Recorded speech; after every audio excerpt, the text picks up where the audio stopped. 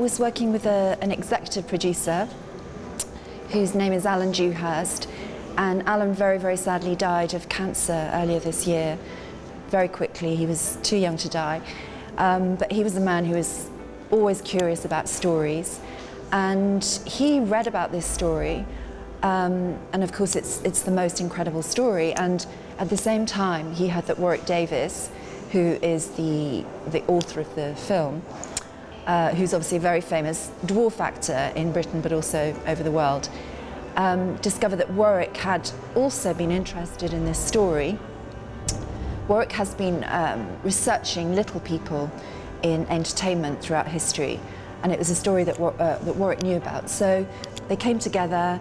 We went to see ITV, which is one of the 4 big broadcasters in England, and they said, yes, fantastic story, off you go.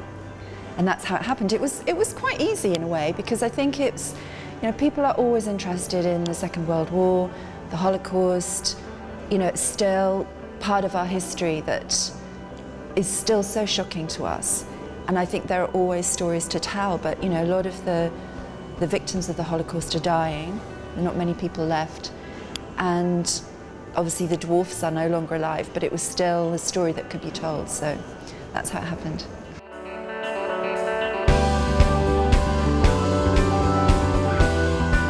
It's a historical film, but we wanted to make it very alive so that Warwick would travel to the places where they went. So we went to Rosavlia, which is I hope I've pronounced that properly, which is the village where the dwarfs grew up. And I don't know if you know, but there's a story about a giant dwarf who founded Rosavlia, and so that in the legends of that area, this was the village where the dwarfs were. So it's, you know, it already has that history. And we met the only person in the village who had met the dwarfs when he was a little boy. And then we travelled, we went to the train station where they went off to Auschwitz, which is, you know, a terrible thing to see. We went to the ghetto of the nearest town where they were, with lots of other Jews rounded up. And then we went to Auschwitz and we walked around where they used to live in Auschwitz and heard about their story with Dr. Mengele, who was the Nazi doctor who experimented on them, which is why they stayed alive. So we tried to follow their story in a real way, see the landscapes, see the places they were, try to get to know them. There's very little archive. There's no moving footage of them. There's a lot of stills.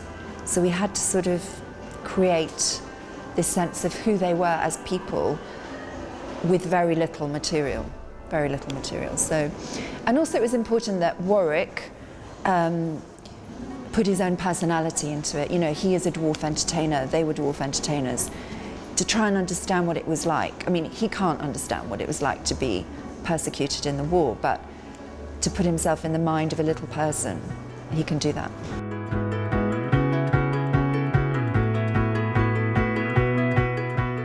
Well, it's quite difficult making a film where there is no footage, you know, but we used a lot of footage from the Nazi era. I think emotionally, going to Auschwitz was very difficult. I think Warwick brought his wife, Sam, and she felt it was really important to come because she'd learnt about the story, so she wanted to see Auschwitz. And it was a very bleak place. It's just horrible, you know, and Warwick's there and he's walking around where they would have been, and I think he found that very, very difficult. Also, it was very cold, it was misty. You could imagine what it would have been like to be there. So that was very sad, and I think we all felt this darkness when we were there.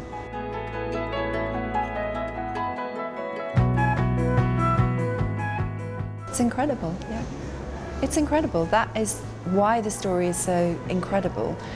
And, you know, I think Perla, who's interviewed in the film, because she died just before 9/11. I think she died the day before 9/11, but she was the last sibling, and she was interviewed in the 90s. And she said, you know, exactly that. She said, We were sentenced to death because we were Jewish, but we were kept alive because we are dwarfs. And it is incredible. Not to say that they weren't very badly treated. And I think the mental and physical scars stayed with them for the rest of their life. But yeah, they were saved because they were dwarfs.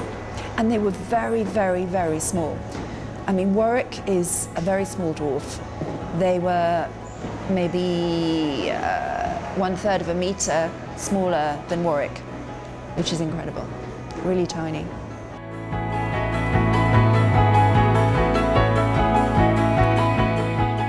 It was great. I think in Rosavlia everybody was very proud because it's their story, and I think their story hasn't really been told, not very much. I mean, we got such a welcome. The mayor welcomed us, the school welcomed us. If you're travelling with Warwick, everywhere you go, people stop him, want photos, sign autographs, and it's very sweet, and they love him. You know, they love him because everybody knows Harry Potter, and also life's too short. So they love Warwick. So yeah, I think the Romanian people were so nice to us. And I just think they felt this story needs to be told, and we were telling it. So there was a lot of respect, and we had a great time. And we've taken out for nice dinners, Romanian singing, dancing. You know, it was great.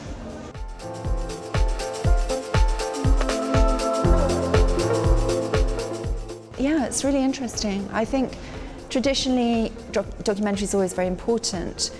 But it's a bit like the poor relation of the movie industry. There's not so much money, there's not so much prestige. But now people are thinking, well, I can go to the cinema, spend 90 minutes and see something that really means something to me. And I think a lot of Hollywood movies, action, fantasy, you know, some people love that, of course, and they always will. But I think there's a kind of formula that's very conservative, predictable, exactly. And I think with documentary, you can be more experimental. I mean, I've seen this year Amy, the film about Amy Winehouse, amazing film. Senna was an amazing film.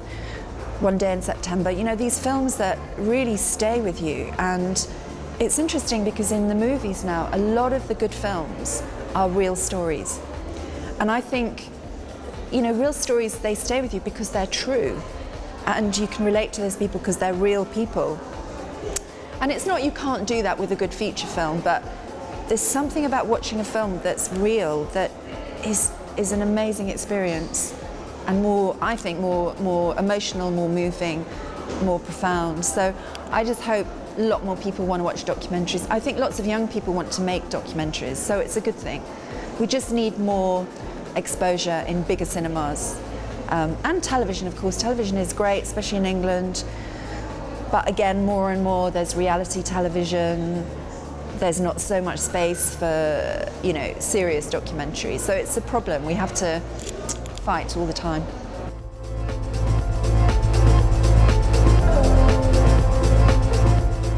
Just by making good films, you just have to make good films. Sounds easy, but I think when you work for television, I work mainly for television, you have to stand up for films that are not formulaic, that are challenging.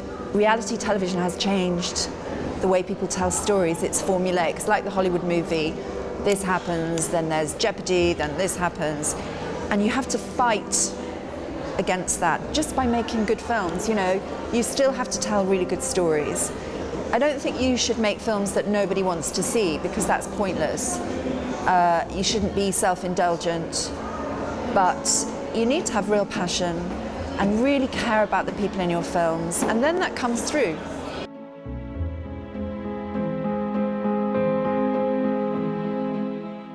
Well, there's a real, obviously they really care about documentaries. Some film festivals, documentaries like on the side. There's a great festival in England, the Sheffield Documentary Festival, and that has become more and more popular. So I hope with Astra as well, you know, it will increase in popularity. But it's great. I mean, you can tell the people here really care about it. There's a real passion, good selection of films. For me, I want to see some of the Romanian films because I don't get to see those in England. So that's the most important thing for me. I can see something I wouldn't normally get to see. So yeah, I mean, I only just arrived yesterday. I wish I could come the day before, but yeah, it's great.